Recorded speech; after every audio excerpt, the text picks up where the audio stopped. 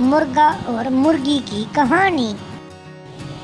एक बार की बात है, एक बहुत ही घना जंगल था। उस जंगल में एक पहाड़ी के नीचे अपने घर में एक मुर्गा और मुर्गी दोनों रहते थे। एक दिन मुर्गी ने मुर्गे से कहा, अजी सुनते हो, हम जल्दी ही माता पिता बनने वाले हैं। हैं भाग्यवान, ये तो बहुत ही खुशी की बात है। अब हमारे घर में नन्हे मुन्ने बच्चे आएंगे। उसी पहाड़ी की चोटी के ऊपर एक बाज का जोड़ा रहा करता था। उनके घोंसले में भी 2 अंडे थे और वे दोनों भी बहुत खुश थे, क्योंकि वे दोनों भी माता पिता बनने वाले थे। लेकिन उस रात बहुत ही ज़्यादा तूफान आया और उस तूफान में उनका एक अंडा नीचे चला गया। वे अंडा पहाड़ी से होता हुआ नीचे की तरफ आया और जो मुर्गा और मुर्गी का घर था उसके घर के सामने आकर गिर गया। सुबह सुबह मुर्गी जैसे ही अपने घर से बाहर निकली और उसने देखा कि ये किसका अंडा है। अजी सुनते हो, जरा बाहर आइए, देखिए ये क्या है। अरे क्या भाग्यवान, तू भी मुझे सुबह सुबह जगा देती हो। क्या हुआ? क्या इतना शोर मचा रखा है? हैं भाग्यवान, ये क्या है? ये किसका अंडा है और ये यहाँ पर कैसे आया? जी मैं तो सुबह सुबह बाहर आई थी। मैं भी ये सब देखकर बहुत हैरान। पता नहीं ये अंडा कहाँ से आया है, पर देखिए अभी तक भी ये फूटा नहीं है। इसके अंदर भी बच्चा है। हम इसे गोद ले लेते हैं और हम भी इसे अपने बच्चों के साथ पालेंगे। ठीक है भाग्यवान, जैसी तुम्हारी मर्जी। और फिर वो मुर्गी उस अंडे को लेकर अपने घर चली गई और उसको अपने अंडों के बीच में रख दिया। फिर ऐसे ही समय निकलता रहता है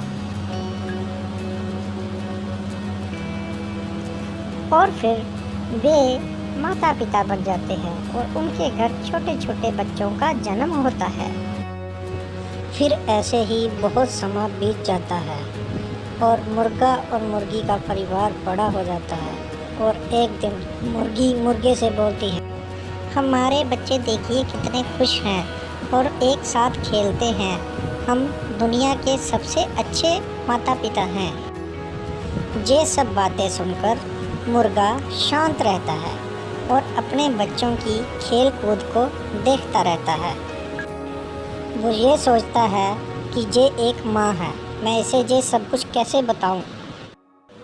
हर रोज़ की तरह मुर्गी अपने बच्चों के साथ बैठी होती है, लेकिन मुर्गे को नींद नहीं आ रही होती।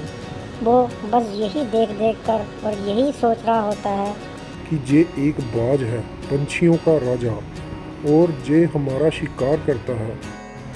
लेकिन मैं अपनी बीवी को कैसे समझाऊं? वो तो एक माँ है, उसके लिए सब बच्चे एक जैसे हैं। अगले दिन सुबह सुबह मुर्गा जल्दी जागकर जंगल के सबसे बुजुर्ग बालू जी से मिलने उनकी गुफा में गया। बालू बाबा सुनिए, मैं आया हूँ। मुर्गे की बात सुनकर बालू अपनी गुफा से धीरे धीरे बाहर मुर्गे के पास आ गया। अरे देखो कौन, मुर्गा बेटा आया है। अरे मुर्गा बेटा बोलो, आज कहाँ मेरे बुड्ढे की याद आ गई जो मुझे मिलने मेरी गुफा तक आ गए। फिर मुर्गे ने अपनी सारी बात बालू बाबा को बताई और उसने ये सब कुछ बताया कि कैसे कैसे बाज का अंडा उसको मिला था। मुर्गे की ये सारी बात बालू ने बड़े ध्यान से सुनी और बालू ने कहा, बेटा ठीक है, तुम घर जाओ, कल मैं तुम्हारे घर आऊँगा, फिर बात करेंगे। अगली सुबह सुबह बालू बाबा जगकर और सैर करते करते मुर्गा और मुर्गी के घर की तरफ निकल गए। अगली सुबह मुर्गा मुर्गी तथा उसके बच्चे जंगल में घूम रहे थे। तभी बालू बाबा वहाँ से उन बच्चों को देखते हुए और मुस्कुराते हुए आगे की तरफ निकल गए। बालू बाबा एक जगह खड़े हो गए। उसके बाद मुर्गा भी उनके पीछे पीछे आ गया। बालू बाबा, आप वहाँ से चुपचाप क्यों निकल के आ गए? आपने बस वहाँ पर देखा और चुपचाप आ गए। आप वहाँ पर कुछ देर रुके भी नहीं। अरे मुर्गा बेटा, मैं वहाँ पर रुककर करता भी तो क्या, मेरे को तो देखकर बच्चे भी डर जाते। देखो कितने सुंदर बच्चे वहाँ पर खेल रहे थे। बाकी रही उस बच्चे की बात, देखो ये तो विधि का विधान है। जो बच्चा जैसी संगत में रहेगा वो वैसा ही होगा, चाहे वो किसी का भी बच्चा हो।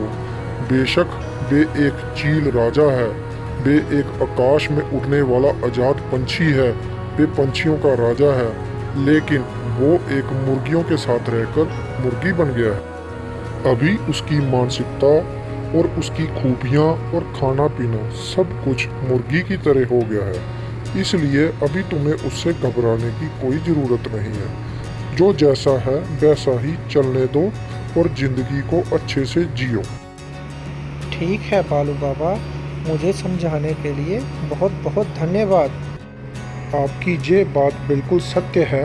जो बच्चा जैसी संगत में रहेगा वो वैसा ही होगा। और फिर मुर्गा बालू बाबा का धन्यवाद कर कर अपने परिवार के पास चला जाता है और खुशी खुशी अपने परिवार के साथ रहता है। शिक्षा, जैसी संगत वैसी रंगत। संगत का असर हमारे ऊपर अवश्य होता है।